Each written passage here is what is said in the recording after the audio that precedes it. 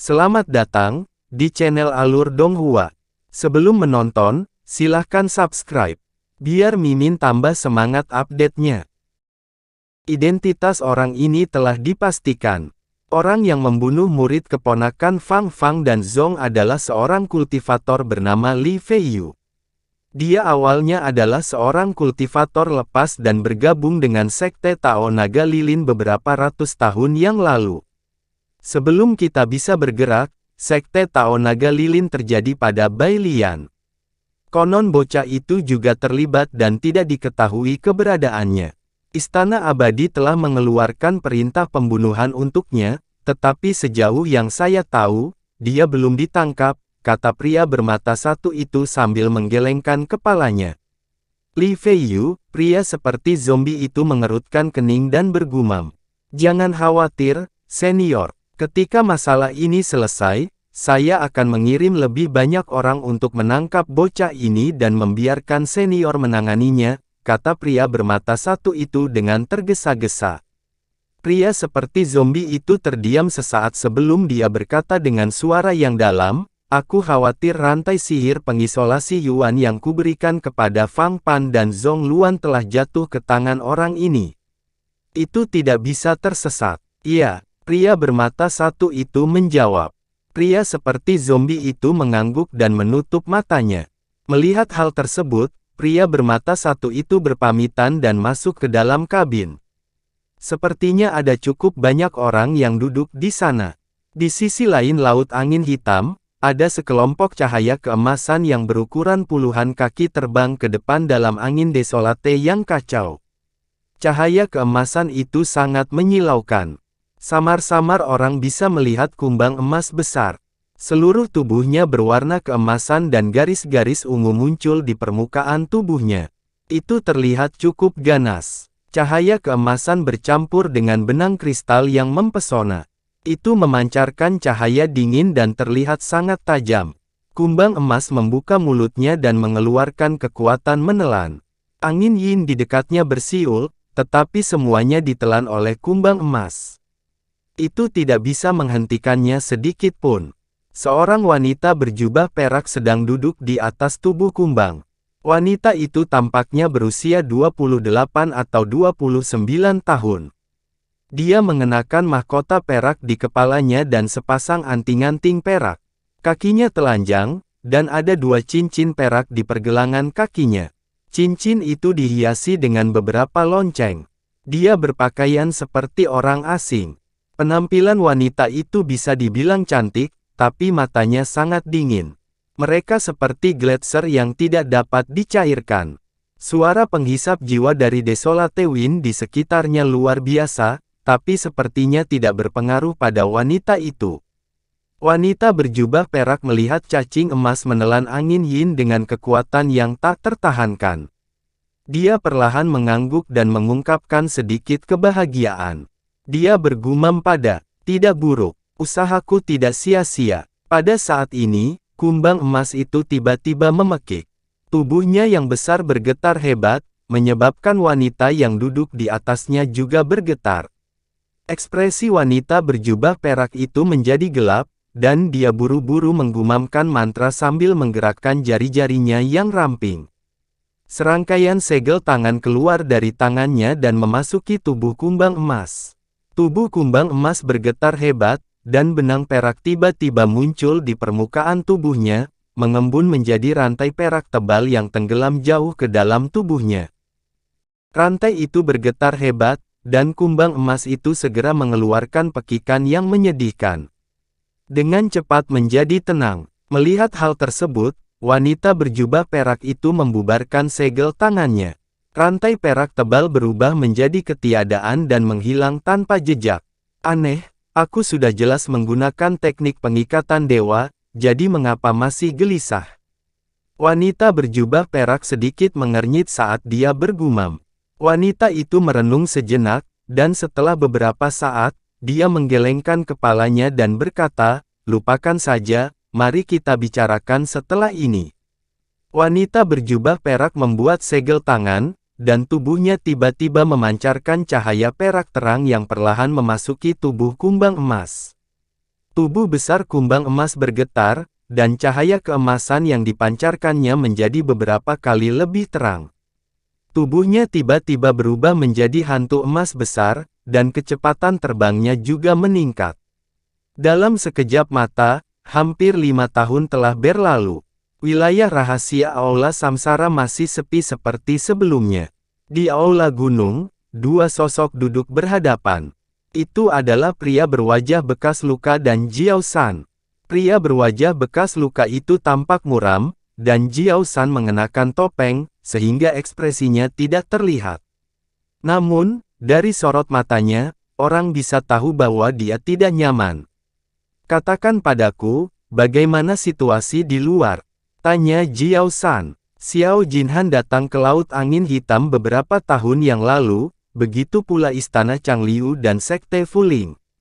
Mereka semua dipimpin oleh Master Sekte mereka, terutama Sekte Fuling. Dikatakan bahwa penatua agung mereka, Feng Tiandu, juga ada di sini, kata pria berwajah bekas luka itu dengan cemas. Sepertinya mereka sedang merencanakan sesuatu yang besar kali ini, Jiao San mencibir. Situasi saat ini sedikit di luar dugaan kita. Haruskah kita meminta saran dari atasan, untuk berjaga-jaga? Pria berwajah bekas luka itu menyarankan. Tidak perlu. Istana Surgawi Beku Utara, Istana Changliu, dan Sekte Fuling semuanya memiliki agenda sendiri. Kita dapat menggunakan kesempatan ini untuk membuat mereka bertarung satu sama lain untuk menyelesaikan misi kita. Jiao San menggelengkan kepalanya dan berkata, "Akan bagus jika semuanya berjalan lancar, tapi aku khawatir ketiga sekte diam-diam telah mencapai kesepakatan untuk berurusan dengan kita. Itu akan merepotkan," kata pria berwajah bekas luka itu dengan cemberut. Istana Dingin-Dingin Utara mengambil keuntungan dari Bai Lian untuk menguasai Jalan Naga Lilin. Istana Changliu dan Sekte Fuling semuanya telah melihat ini. Bahkan jika mereka tampaknya tidak memiliki hubungan apapun dengan Istana Abadi Dingin Utara, kemungkinan mereka bekerja sama sangat rendah. Bahkan jika mereka bekerja sama, saya sudah menyiapkan tindakan balasan. Mari kita lanjutkan sesuai rencana, kata Jiao San perlahan. Karena Brother Jiao San sudah punya rencana, saya yakin, kata pria berwajah bekas luka itu dengan ekspresi santai dan mengangguk. Kakak Ci, apakah kamu sudah menyelidiki situasi Pulau Bulan Merah? Jiao San bertanya lagi. Jangan khawatir, saya sudah menyelidiki semuanya. Saya tidak akan membuat kesalahan, kata pria berwajah bekas luka itu. Itu bagus, Jiao San mengangguk. Semuanya di sini sudah siap, kita hanya kehilangan Void Yuan Pill. Batas waktu 15 tahun yang Anda berikan sudah habis. Bagaimana penyempurnaan dari Dragon Fifth Pill? Pria berwajah bekas luka mengubah topik dan bertanya. Jiao San mendengar ini dan matanya menjadi gelap, tetapi dia tidak mengatakan apa-apa. Orang ini memang tidak berguna. Tidak banyak waktu tersisa, apa yang harus kita lakukan? Pria berwajah bekas luka itu bertanya dengan ekspresi jelek. Karena sudah begini, kita hanya bisa menggunakan rencana alternatif lain. Namun, peluang keberhasilan akan sangat berkurang, kata Jiao San dengan tatapan dingin. Itulah satu-satunya cara. Orang ini telah mengecewakan kita. Kita harus segera mendiskualifikasi dia sebagai putra reinkarnasi.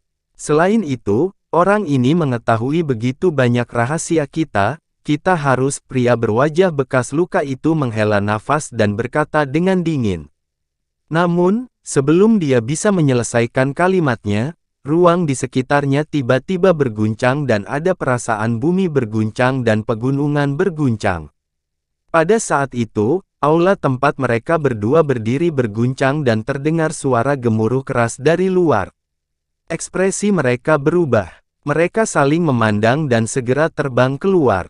Dalam sekejap, muncul di luar gunung. Langit misterius yang awalnya cerah tiba-tiba berubah warna. Awan gelap muncul entah dari mana dan bergulung dengan keras. Petir hitam melintas di awan gelap, menciptakan raungan yang memekakkan telinga. Seluruh langit seperti sepanci air mendidih. Mungkinkah ketika Jiao San melihat ini, ekspresi terkejut muncul di matanya. Pria berwajah bekas luka itu terkejut pada awalnya, tetapi kemudian dia juga menunjukkan ekspresi gembira. Ki spiritual langit dan bumi di seluruh tanah misteri mulai berfluktuasi. Kemudian, seperti air pasang, ia berkumpul menuju awan gelap. Awan gelap dengan cepat meluas dan menyebar. Mereka mulai berputar dan pusaran air hitam perlahan muncul di tengah awan gelap. Itu menghadap Gua Hanli. Pada saat itu, beberapa kultivator terbang keluar dari berbagai tempat di tanah misteri. Mereka semua adalah dewa sejati. Salah satunya adalah Berang-Berang 16, yang memimpin Hanli ke sini. Cepat, aktifkan mantra terlarang. Jiao San berteriak pada Beaver 16 dan yang lainnya sambil membuat segel tangan. Iya, Beaver 16 dan yang lainnya segera merespons. Kemudian, mereka terbang menuju berbagai bagian tanah misteri. Saat Jiao San melantunkan, cahaya keemasan menyilaukan keluar dari tubuhnya dan melesat ke langit. Itu membentuk pilar cahaya emas besar. Rune emas yang tak terhitung jumlahnya melintas di pilar cahaya. Gelombang energi yang sangat besar dipancarkan darinya, menyebabkan ruang di sekitarnya bergetar. Ketika gelombang energi menghantam pria berwajah bekas luka itu, tubuhnya bergetar dan dia tampak terkejut. Tubuhnya melintas dan dia terbang puluhan kaki ke samping. Dia menatap Jiao San. Pilar cahaya keemasan tebal muncul di bagian lain tanah misteri. Ada total 9 pilar cahaya emas melesat ke langit dan menghilang ke dalam kehampaan di atas dunia rahasia. Di mana-mana di tanah misteri menyala dan cahaya keemasan besar muncul. Itu beriak ke segala arah seperti air. Dalam sekejap mata, itu membentuk susunan cahaya keemasan besar yang menutupi seluruh langit tanah misteri. Semburan nyanyian Sanskerta terpancar dari formasi cahaya keemasan.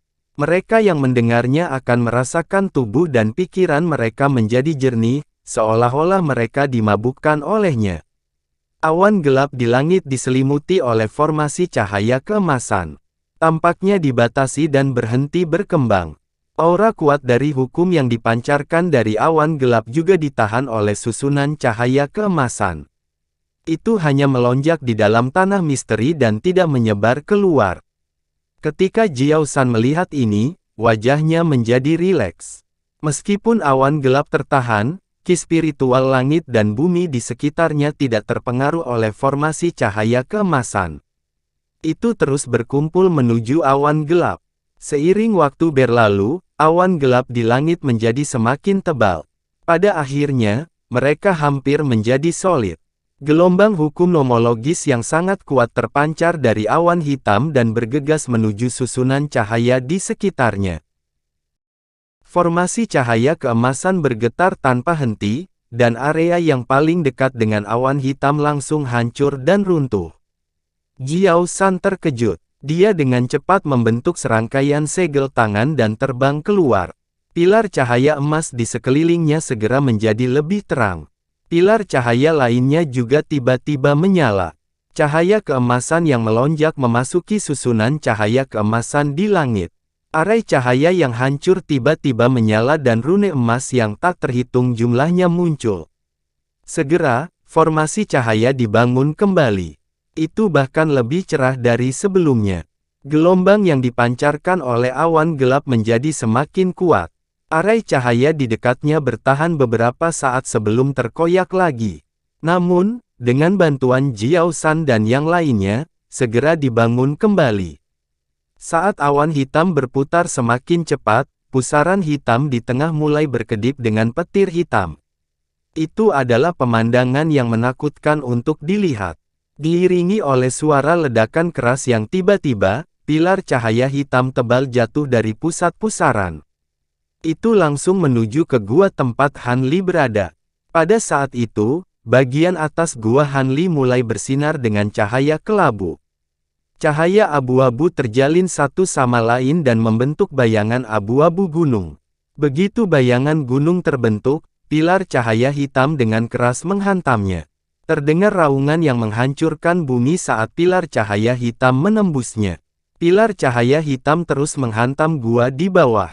Ledakan yang menghancurkan bumi terdengar, dan seluruh alam mistik bergetar hebat.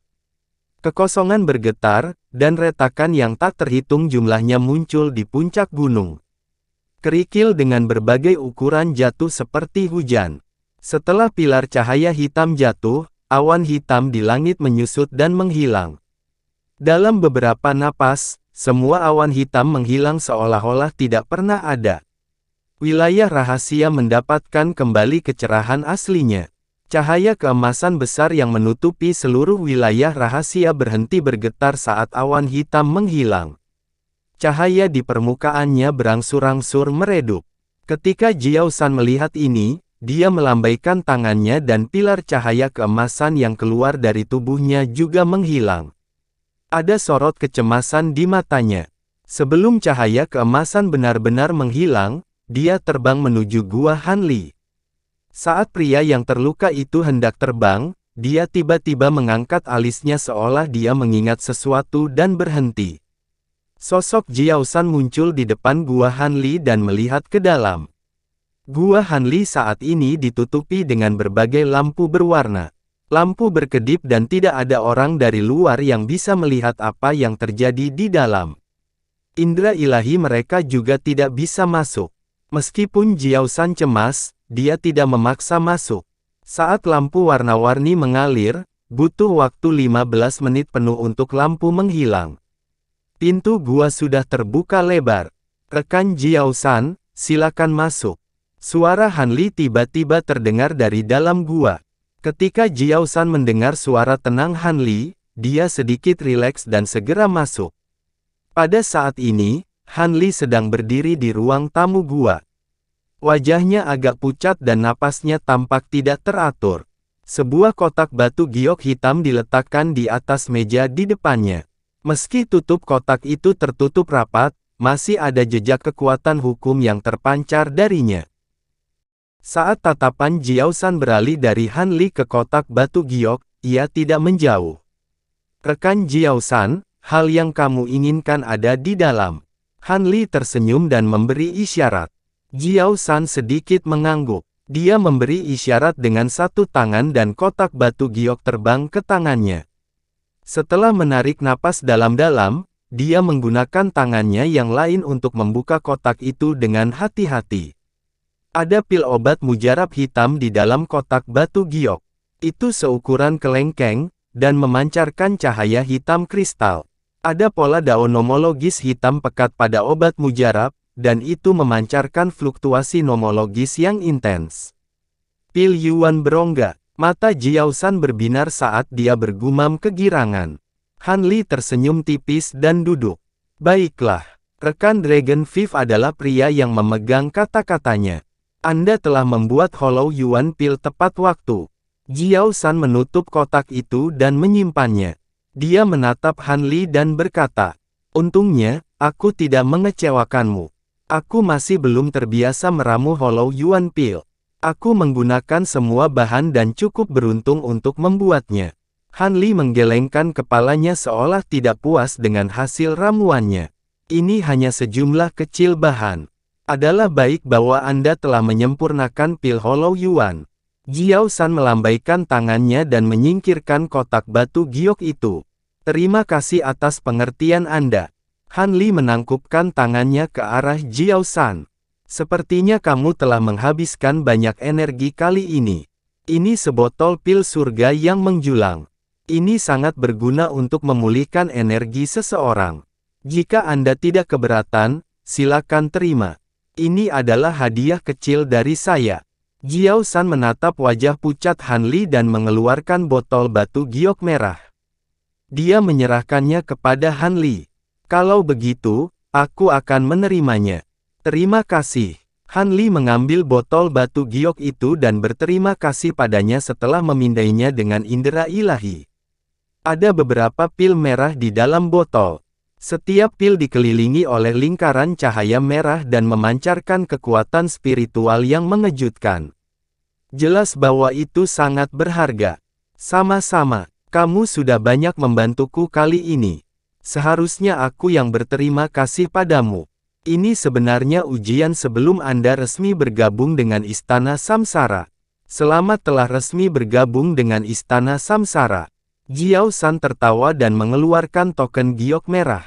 Dengan menjabat tangannya, cahaya merah keluar dan memasuki topeng di wajah Han Li. Cahaya berkelebat dari topeng Han Li dan seberkas cahaya putih terkondensasi menjadi proyeksi Earth Roll. Poin kontribusinya telah meningkat sebesar 60 poin.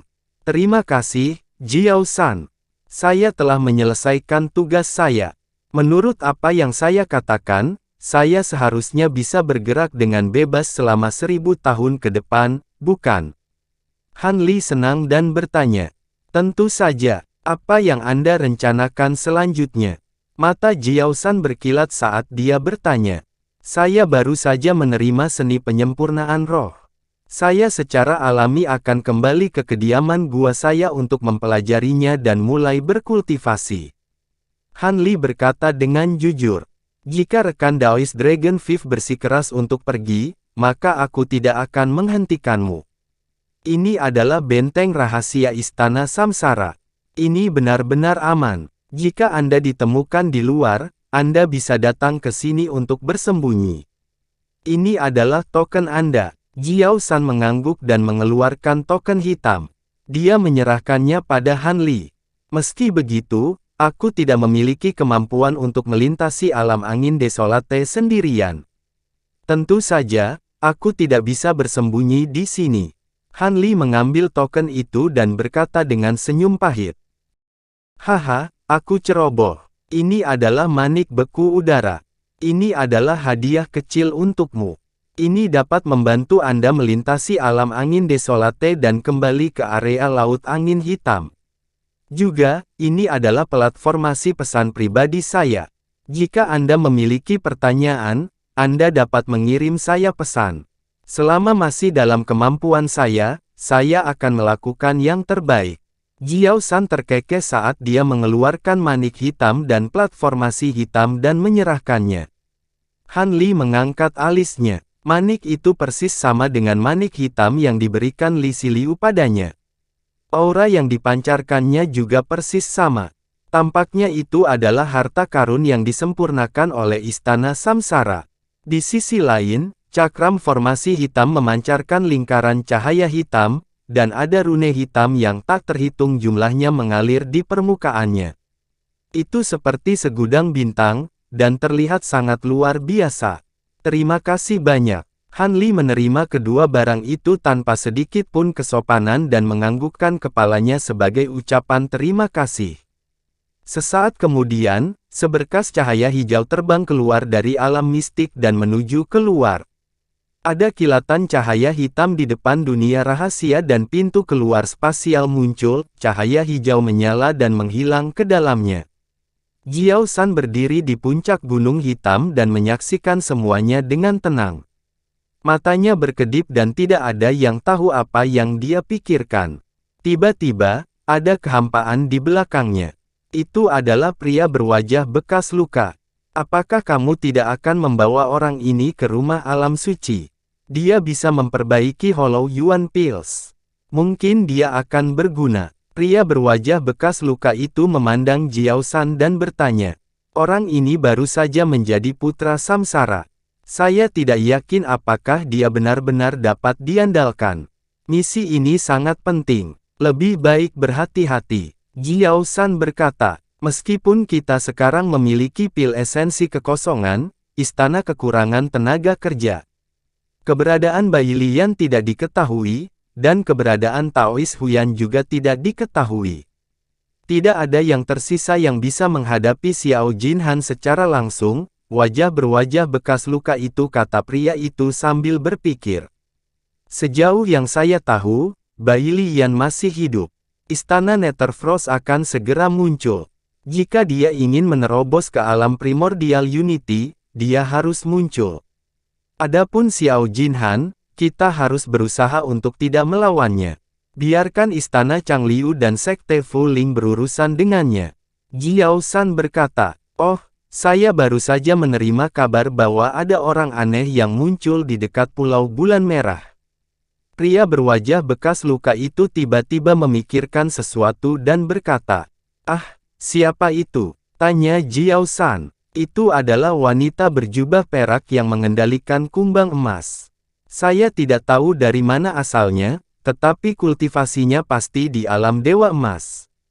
Pria berwajah bekas luka itu berkata, "Wanita berjubah perak, kumbang emas.